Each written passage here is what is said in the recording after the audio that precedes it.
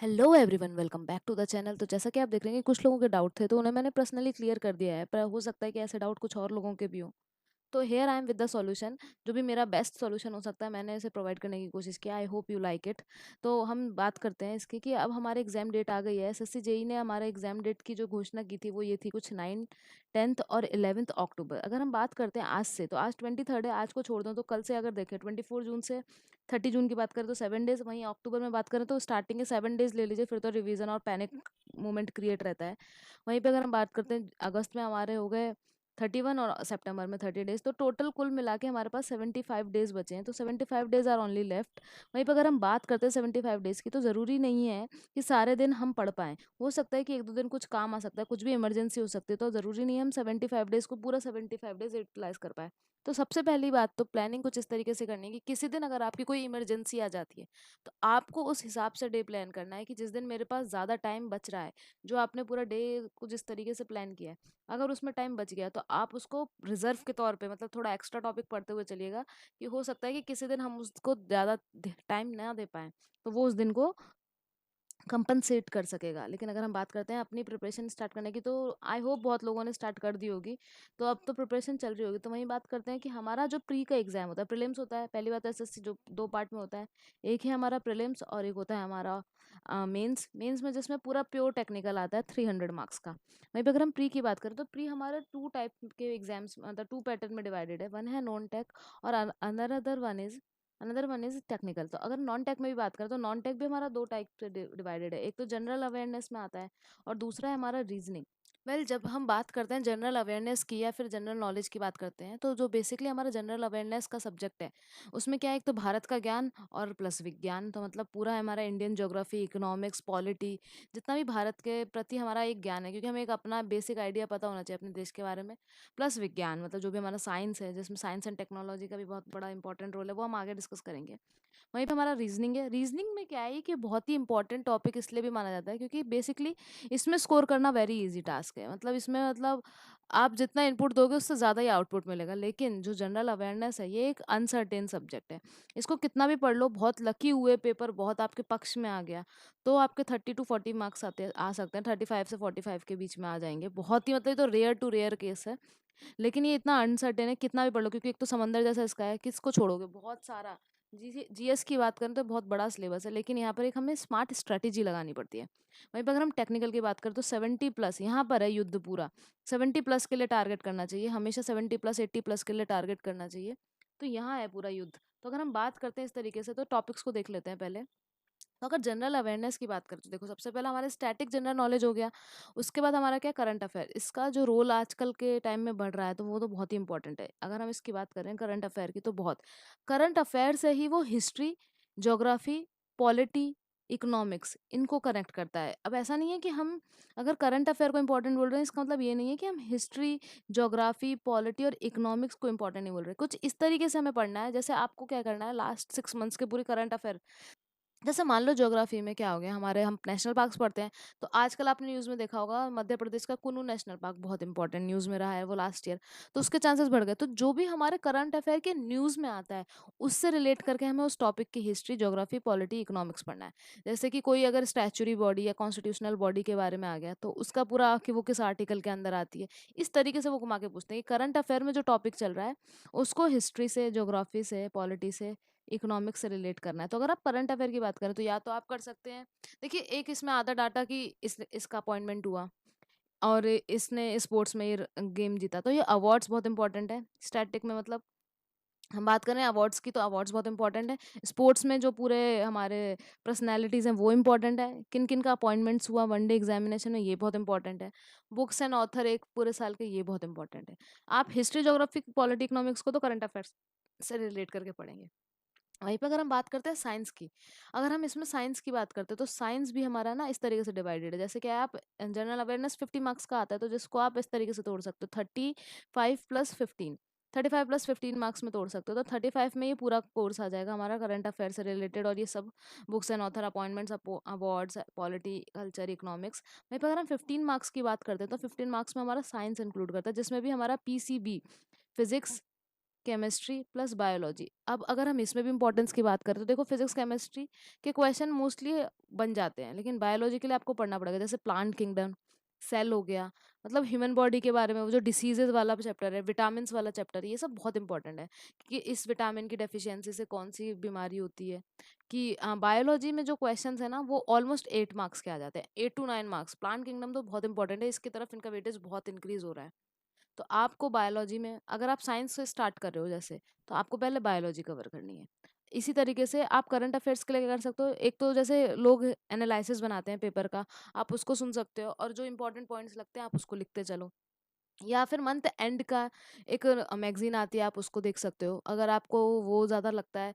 तो month and का लोग रिव्यू करते हैं, वीडियोस भी बहुत सारी हैं जिसमें पूरे मंथ एंड का करंट अफेयर रिव्यू करते हैं, आप उसको देख सकते हो।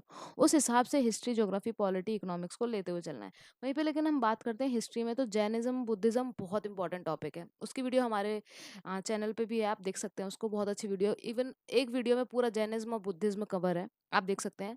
सारे क्वेश्चन बन जाएंगे, इस चीज़ की बिल्कुल गारंटी है। वहीं पे ज्योग्राफी में बात करें तो latitude, longitude, dams, river, river basin बहुत इंपॉर्टेंट है, आपको कोई भी रिवर छोड़ के नहीं जानी है, हर क्वेश्चन उस पर बनता है, हर साल का इंपॉर्टेंट क्वेश्चन है।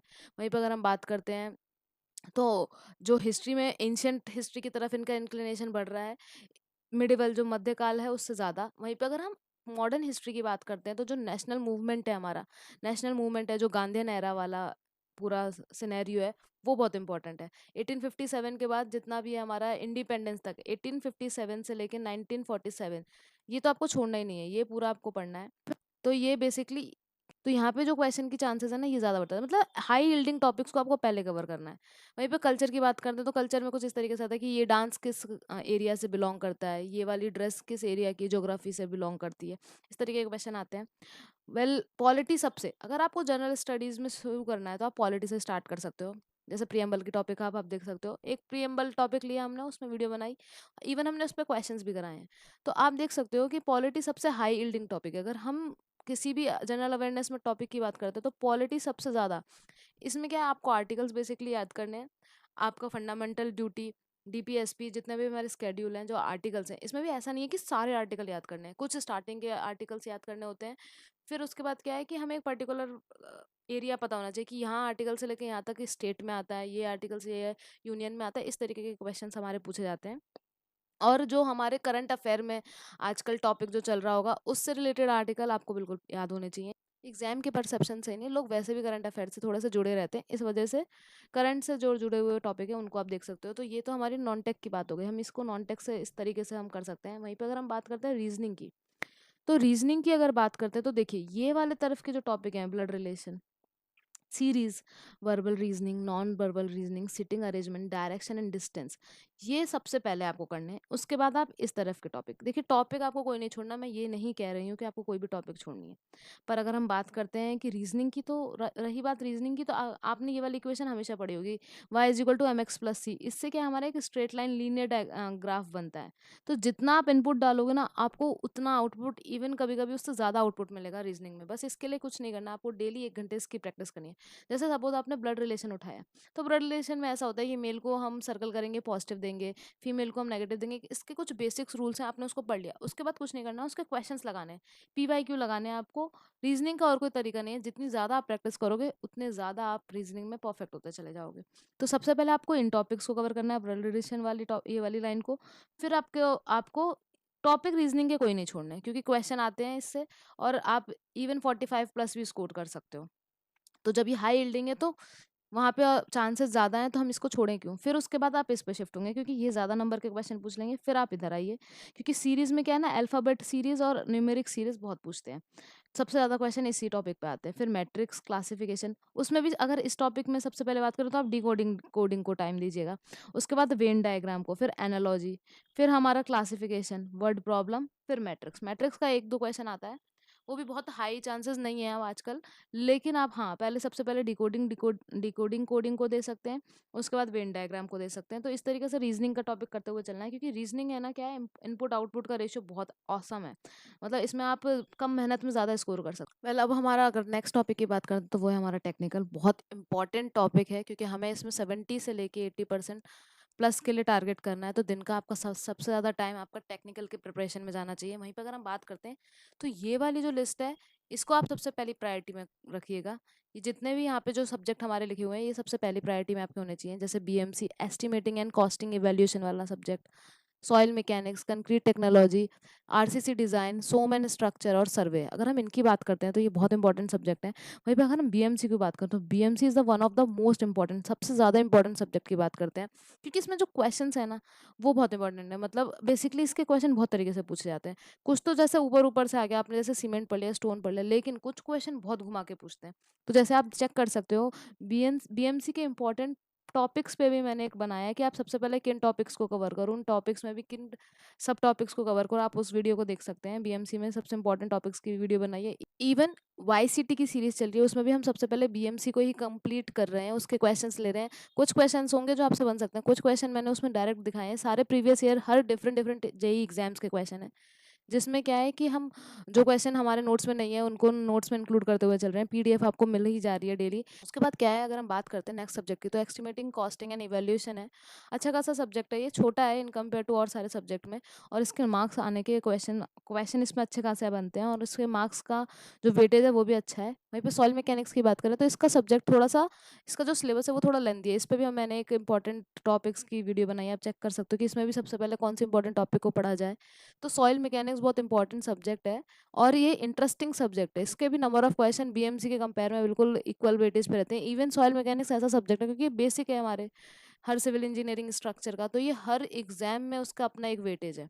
अगर हम बात करते हैं कंक्रीट टेक्नोलॉजी की, कंक्रीट टेक्नोलॉजी और आरसीसी को आप कंबाइन करके पढ़ेंगे, तो आरसीसी में भी क्या है ना, आपको सबसे पहले आईएस कोड वाली जो चीज़ें हैं वो कवर करते हुए चलना है, क्योंकि 70% कोर्स आपका आईएस कोड के जो पूरे हमारे कोड में जो हमारे प्रोविजंस दे रखे हैं कि टी बीम होगा तो क्या लेंगे हम, सिंपल सपोर्टेड है तो कैसे चलेगा, डब्ल्यू एस एम है तो कौन से फॉर्मूले चलेंगे, एल एस एम है, तो इस तरीके से।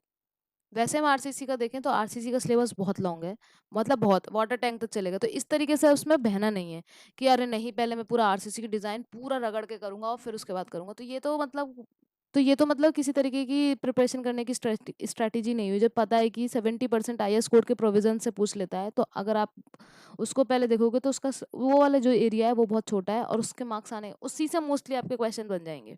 तो कंक्रीट टेक्नोलॉजी और आरसीसी डिज़ाइन को एक संग करके चलना है। वहीं पे हम सोम की बात करें तो सोम में जो है, जैसे हमारा पहला चैप्टर है प्रॉपर्टीज ऑफ स्टील वाला चैप्टर, जिसमें इलास्टिक, प्लास्टिक, और फिर मेलेबिलिटी क्या होती है, डक्टिलिटी क्या होता है, वो जो हमारे स्ट्रेस स्ट्रेन कर्व है, एसएफडी बीएमडी, तो जो सोम है हमारा इंटरेस्टिंग सब्जेक्ट है, और हाई यील्डिंग टॉपिक्स हैं, उसमें भी बहुत सारे क्वेश्चन आ जाते हैं। जैसे एसएफडी बीएमडी में थ्योरेटिकल क्वेश्चन भी आ जाते हैं, या फिर मैचिंग का क्वेश्चन आ जाता है कि अगर इस तरीके की लोडिंग होगी तो कैसा एसएफडी बीएमडी होगा। स्ट्रक्चर में क्या है, जैसे आर्चेज हो गया, ट्रसेज हो गए, तो इनके जो फॉर्मूले हैं, वहीं पे अगर हम सोम और स्ट्रक्चर में बात करें तो डिफ्लेक्शन के फॉर्मूले आपको भूलने नहीं है। डिफ्लेक्शन के फॉर्मूले आपको जरूर याद करने हैं, क्योंकि वो जो डायरेक्ट कुछ हमारे बेसिक जो हमारा स्टैंडर्ड फॉर्मूलाज हैं डिफ्लेक्शन का, वो डायरेक्ट दे देता है कि अगर इस तरीके की लोडिंग होगी तो कौन सा डिफ्लेक्शन का फॉर्मूला यूज होगा। तो एक तो वो टेबल आपको जरूर याद करनी है डिफ्लेक्शन के फॉर्मूले वाली। वहीं पे अगर हम सर्वे की बात करते हो तो सर्वे हमारा उसका सिलेबस बहुत कम है, और वो बहुत इंपॉर्टेंट सब्जेक्ट है। तो आप पहले प्रायोरिटी अगर आप देना चाहते हैं तो पहले इन सब्जेक्ट को दीजिएगा। उसमें भी सबसे पहले बीएमसी को कंप्लीट करिए, बीएमसी को कंप्लीट करिए। वाईसीटी सीरीज देखना मत भूलिएगा। तो बीएमसी को कंप्लीट करिए, फिर आप उसके हिसाब से, आप अपने हिसाब से फिर अगर चाहते हैं तो सर्वे को कर सकते हैं, सर्वे का सिलेबस कम है। या फिर आप एस्टिमेट इस हिसाब से भी चल सकते हैं कि बीएमसी हो गया, एस्टिमेटिंग हो गया, सॉइल मैकेनिक्स, आरसीसी और कंक्रीट एक संग किया, फिर सोम सर्विस स्ट्रक्चर, ये इस तरीके से डिपेंड करता है, आप पे डिपेंड करता है। वहीं पे अगर हम बात करते हैं कि स्मार्ट स्ट्रेटेजी की, तो फिर एफएम में क्या है ना, एफएम में हमारा ओसीएफ भी आता है, और एक हमारा आता है एचएचएम जो हाइड्रोलिक मशीन्स है। तो लेकिन आप अगर देखोगे तो एचएचएम और एफएम से ज़्यादा पूछा जाता है इन कंपेयर टू ओसीएफ से थोड़ा कम। तो आप स्टील में तो कनेक्शन वाला चैप्टर कर लीजिएगा, सबसे इंपॉर्टेंट है। सारे मोस्टली क्वेश्चन कनेक्शन से बन जाते हैं। और फिर एक लास्ट चैप्टर है प्लास्टिक मूवमेंट का, उसको देख लीजिएगा। वहीं पे एनवायरनमेंट की बात करें तो एनवायरनमेंट से 3-4 क्वेश्चन आते हैं, लेकिन इसका सिलेबस बहुत वास्ट है, तो आप इसको लास्ट में ही रखिएगा सबसे पहले। उसके बाद आप बात करें हाइड्रोलॉजी, तो 1-2 दिन के बाद, 1-2 दिन का चैप्टर है, तो आप इसको देख सकते हैं, या पहले इरिगेशन को देख लीजिए, क्योंकि ये भी सिलेबस कम है, लेकिन ये भी अच्छे खासे क्वेश्चंस बन जाते हैं इसमें, कि टाइप्स ऑफ डैम पूछ लेते हैं, स्पिलवेज पूछ लेते हैं। फिर वो जो एक स्टार्टिंग में इरिगेशन के जो डिफरेंट डिफरेंट मेथड है वो इंपॉर्टेंट है, और ड्यूटी डेल्टा वाला क्वेश्चन बहुत इंपॉर्टेंट है। ट्रांसपोर्टेशन में आजकल इनका जो पूरा ध्यान है वो रेलवे की तरफ शिफ्ट हो रहा है, रेलवे से बहुत क्वेश्चन पूछते हैं, तो आप रेलवे को सबसे पहले तवज्जो दीजिएगा। ट्रांसपोर्टेशन में भी जो सबसे पहला चैप्टर है ज्योमेट्रिक डिज़ाइन वाला, वो बहुत इंपॉर्टेंट है, उसको आप छोड़ के नहीं जा सकते। और एक हमारा हाईवे मटेरियल का चैप्टर है, जो हमारा हाईवे मटेरियल में सारे टेस्ट हैं कि बिटुमिन पे हम कौन-कौन से टेस्ट को परफॉर्म करते हैं, वो बहुत इंपॉर्टेंट है। तो ये सारे जो टॉपिक हैं, आप पहले इन्हें कवर करिए। अब इसकी भी मैं एक आपको टेक्निक बताती हूँ कि किस तरीके से आपको स्ट्रैटेजी लगानी है। तो आपने ये देख लिया कि जीएस में क्या होता है।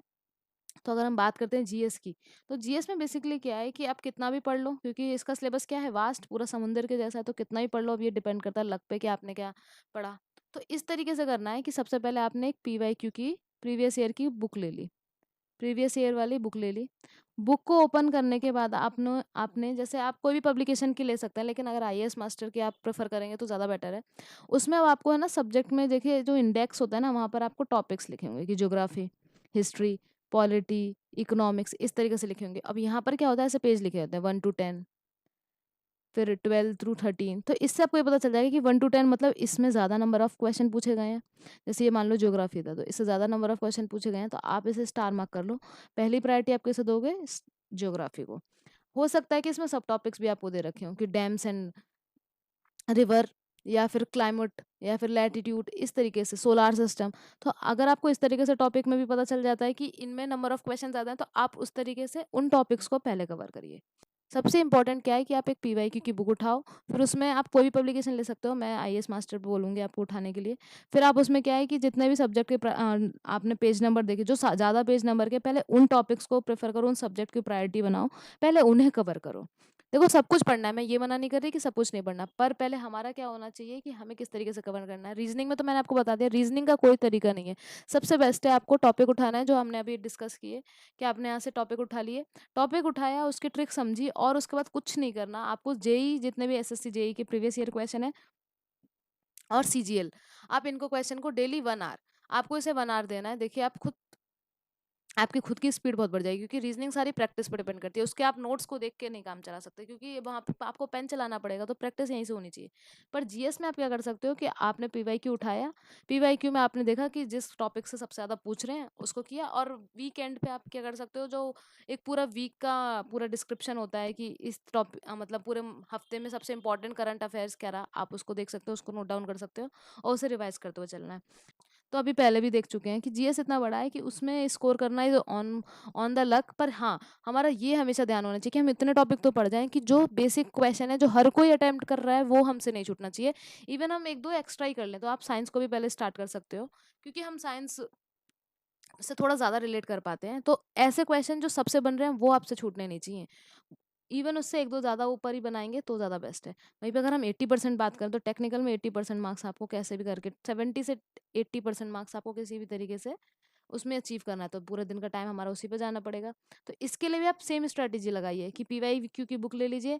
फिर आपने देखा कि जैसे ये वाला चैप्टर बताया, तो आप देखेंगे आप यही पाएंगे, जो मैंने टॉपिक इस तरफ लिखे हैं, इनके पेज नंबर ज़्यादा होंगे पीवाईक्यू के कंपेयर में। तो पीवाईक्यू में जब आप कंपेयर करोगे, तो बीएमसी और इन सब के क्वेश्चन ज़्यादा होंगे। जो सब्जेक्ट के क्वेश्चन आपको ज़्यादा लग रहे हैं, आप उन सब्जेक्ट को प्रायोरिटी में रखें, उन्हें पढ़ें।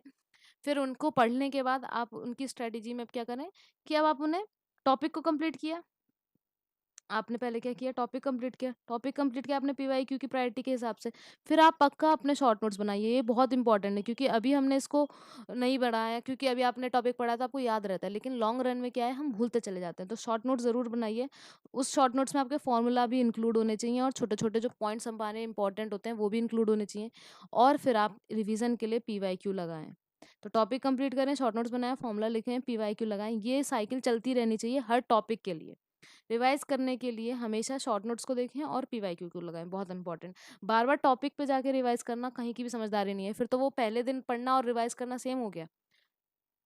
वहीं पे अगर हम बात करते हैं टाइमिंग की कि हमें कितने कितने आवर्स देने हैं, तो अगर हम बात करें रीजनिंग की, तो आप 1 आवर दे सकते हैं, 1 और 1.5 दे सकते हो, क्योंकि तो हाफ आवर आपने मान लो ट्रिक्स समझी, फिर 1 आवर आपने प्रैक्टिस किया, तो 1 और 1.5 आवर दे सकते हो आप डेली। तो आप सोचो, अगर 1 आवर भी दे रहे हो, तो डेली आपने 75 डेज के बचे हैं, अगर आपने 1 आवर डेली भी दिया, तो आपने 75 आवर्स दे दिए रीजनिंग को। इसमें आपकी रीजनिंग परफेक्ट हो जाएगी। वहीं पर अगर हम जीएस की बात करते हैं, तो जीएस को आप 2 आवर्स एटलीस्ट डेली दो, क्योंकि अच्छा खासा टाइम है इसमें। तो आप उसको 2 आवर्स दो। एक आप स्टैटिक पोर्शन पकड़ लो, कि जैसे मैंने आज अवार्ड्स की लिस्ट याद करूँगा, या फिर मैं अपॉइंटमेंट्स देखूँगा, तो इस तरीके से पकड़ लिया। दूसरा आपने पॉलिटी देख लिया या फिर ज्योग्राफी, जो भी आपका इंटरेस्टिंग सब्जेक्ट है आप उसको ले लो। लेकिन अब ऐसा नहीं है कि बहुत इंटरेस्ट आ रहा है तो उसमें खो गए। आपने 2 आवर्स अगर इसे डिफाइन किया है तो आपको 2 आवर्स ही देखना है, अब आपकी मर्ज़ी है। कुछ लोगों को बोरिंग लगता है, किसी को इंटरेस्टिंग लगता है।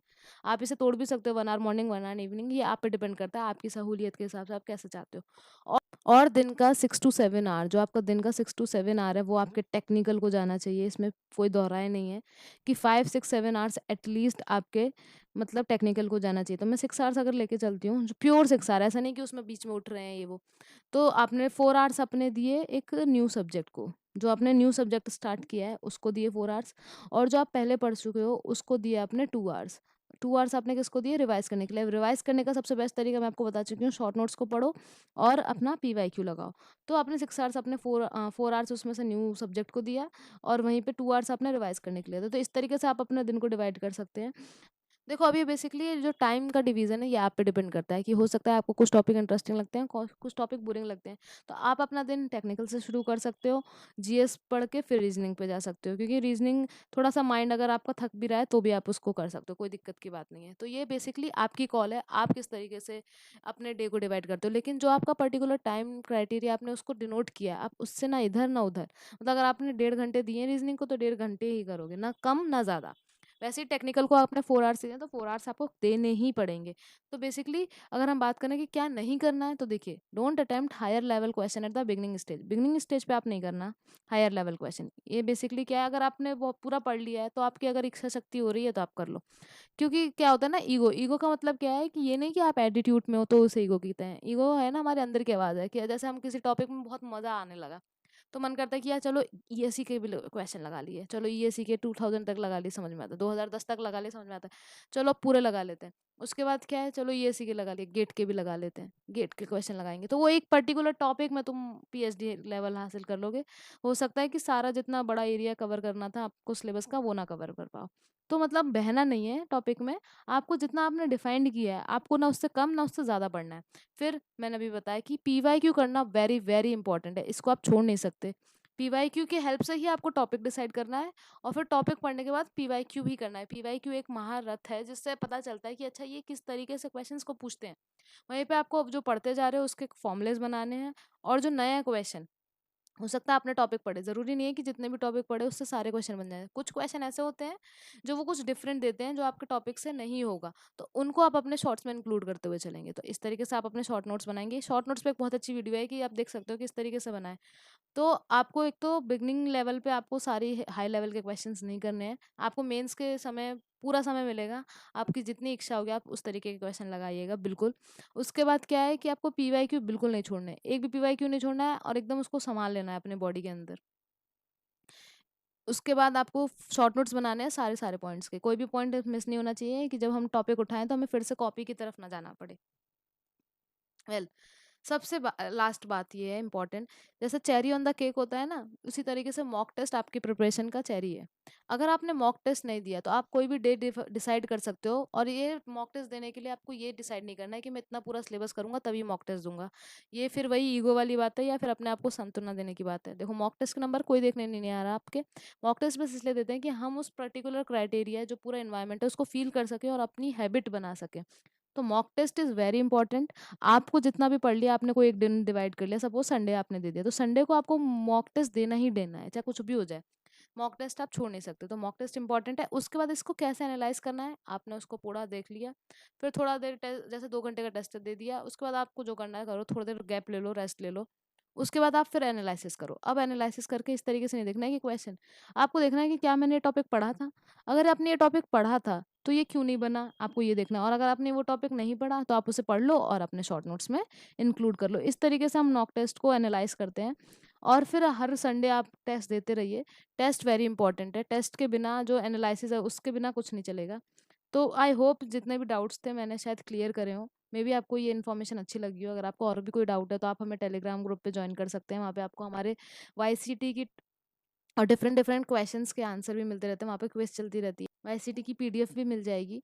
वहीं पे अगर आप मुझे मेल भी कर सकते हैं अगर आपके कोई डाउट है। Well, in the end, thank you so much for watching and listening the lecture. I hope आपको बहुत हेल्प मिली होगी, and keep sharing and like and subscribe the channel. Thank you so much.